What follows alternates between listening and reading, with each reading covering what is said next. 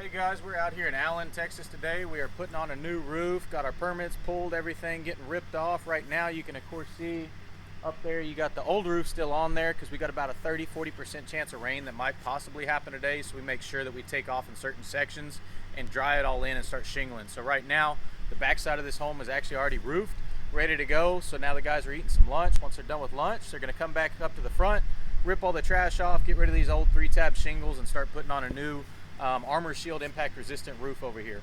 As you can see, we hung up our banner covering some of these front windows. Once they start ripping off all this front here, they'll make sure to cover up all these windows on that side too. And of course, we're going to show off our cool wolf over here. Regardless, once we're done with the roof, our gutters and our windows and all the other items that we're going to be completing on this property that was courtesy of their insurance company from the storm claim, we'll be getting that stuff scheduled because of course we like to start from the top, work our way down just in case, you know, one of these shingles were to hit a window. I don't want to have brand new windows or window glass or anything like that get damaged by a shingle.